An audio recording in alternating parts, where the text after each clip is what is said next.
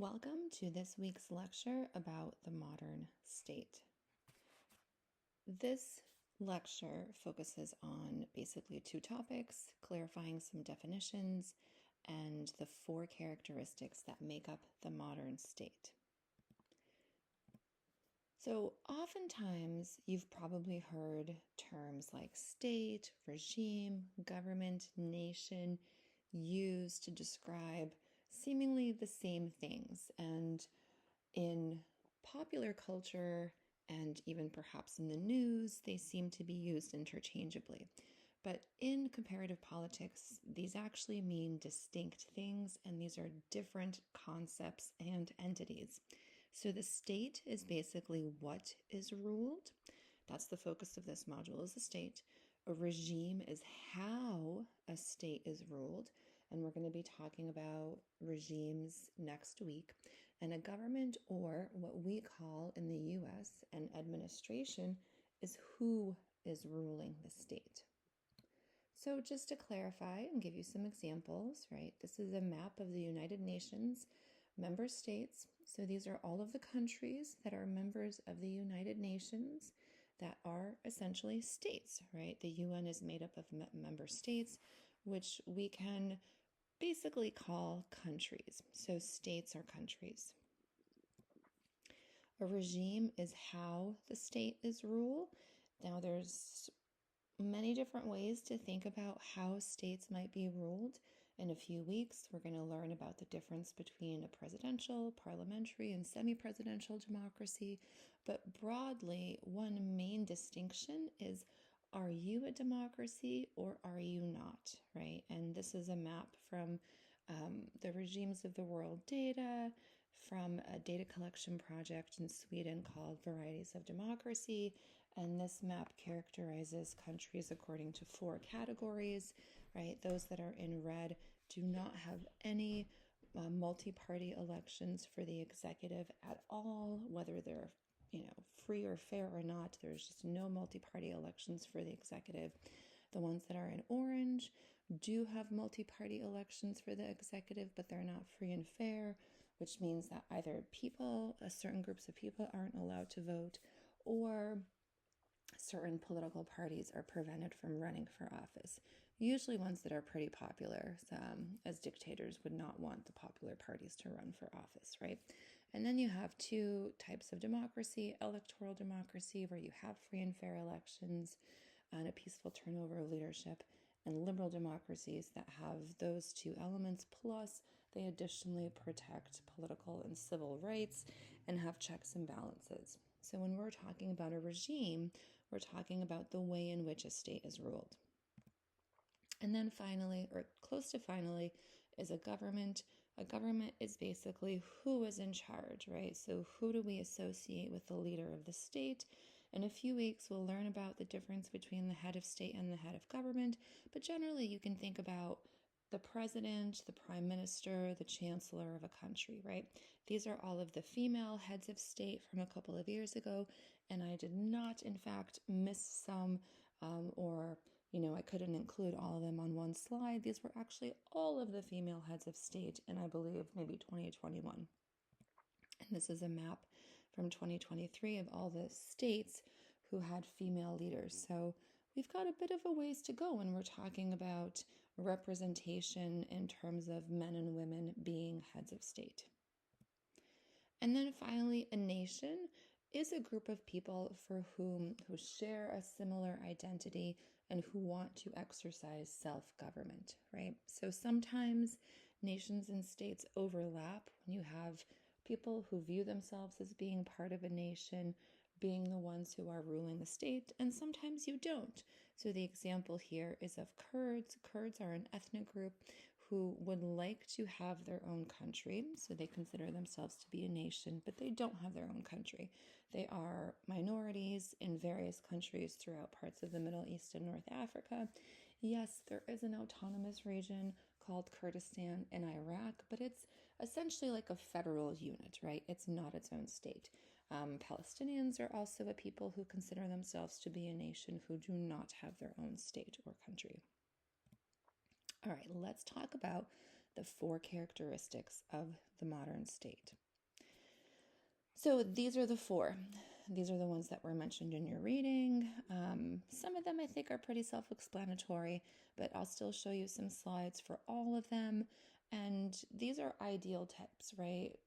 Some states score strongly in all of these, which make them relatively strong states, and others don't, right? So we'll talk about that in the context of this week's discussion too. Okay, so states have territory. The reason why I'm showing this map is to illustrate that, again, when we're talking about the state, we're talking about the entire United States, right? The US is a country, which is a state. We're not talking about the subunits of the United States that we as Americans call states, right? So the modern state is not Wisconsin or Minnesota or Illinois, Chicago, etc. It's all of the United States. Okay. Now, territories obviously can change. If you looked at a map of Europe during the Cold War and then after, new states have emerged since then, right? So the group of countries that are considered to be states has increased substantially over time, especially after many countries stopped being former colonies and gained their independence after World War II. And territories can obviously be contested. Both Pakistan and India have claims to a territory called Kashmir, which they both think should be theirs. It's contested. They have had a number of skirmishes about this line of control as to who, in fact, should have Kashmir as part of their own territory, as part of their own state. All right, so sovereignty. Sovereignty is essentially the ability to govern over a territory. Max Weber had famously had this quote that sovereignty is the monopoly on the legitimate use of physical force, right? There's 2 elements of sovereignty. There's an external component and there's an internal component. So an external component means 1, you can defend yourself from external threat, and 2, probably more importantly, other states recognize you as a fellow state. And then internal sovereignty means that you have control over what's going on in your borders, right? You do not have, say, for example, rebel groups challenging your control of the state. You don't have rebel groups, for example, controlling territory in a part of your state. So some examples. This is a map showing the dates during which states became members of the United Nations, right? So if you are a member of the United Nations, you are technically considered a state by your fellow states. Now, some entities meet all of the characteristics of the modern state, but they have not been admitted into the United Nations, more because of geopolitics or regional politics. So 2 examples that come to mind.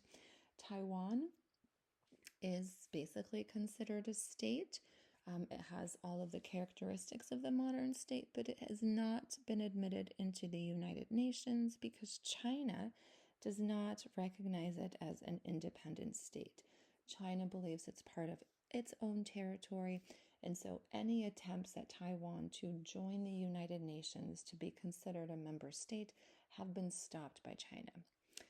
Same thing with Kosovo. Kosovo used to be part of Serbia. There was actually a war for Kosovo's independence that was fought. Kosovo declared its independence. Kosovo was never recognized as an actual state by Serbia. Russia is an ally of Serbia. Therefore, Kosovo is not a member of the United Nations, right? Now, the internal sovereignty, rather, of a state can also be challenged. Here's just 2 examples. Somalia had a number of different rebel groups controlling part of its territory, so its internal sovereignty was completely challenged. In the 20 teens, ISIS gained control over parts of Iraq, starting with Mosul, the second biggest city in Iraq, and its ability to capture more of that territory spread.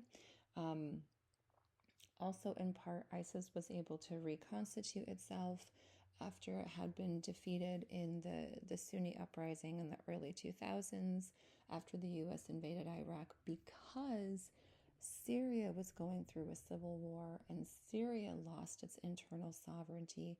And so ISIS was able to go to Syria, gain control, reconstitute itself as a fighting group, and go into Mosul and start to control territory, right? So if you are going through a civil war as a state, you have lost your internal sovereignty over your territory. When it comes to legitimacy, it's kind of comprised of two things. It's the claims that rulers make as to why they should be in charge, and it's whether people decide to accept their claims or not. So the claims you can kind of think of as that third dimension of power, right? Leaders would like to convince people that they should be in charge, especially in dictatorships, and this is where legitimacy comes in.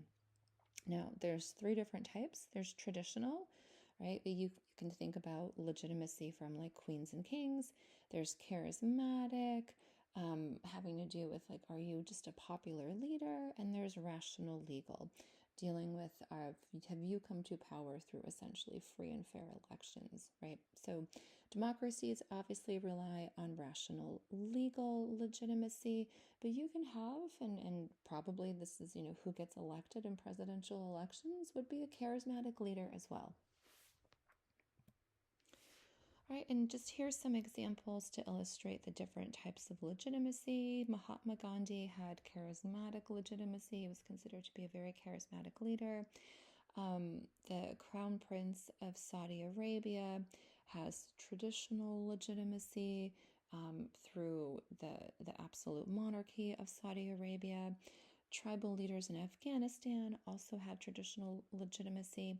And then Prime Minister Boris Johnson, when he was Prime Minister a few years ago, had both rational legal legitimacy because he came to power through elections, not direct elections like we have in a presidential system like the US, but indirect ones, which we'll learn about when we talk about different types of democracies. But he was also considered to be a charismatic leader, not for everybody, but for some. And then finally, states have bureaucracies. States have to implement the laws of the land. They have to execute different policies. They do things like collecting taxes. They build schools, roads, distribute pensions, provide for Social Security, etc. And so states have to have some mechanism to be able to do this, which is where the bureaucracy comes in. And just like all elements of the modern state, right? When you have an effective bureaucracy, it'll increase your sovereignty and your legitimacy. And if you're interested, you can go to this website from the World Bank that talks about different aspects of bureaucracies that states have.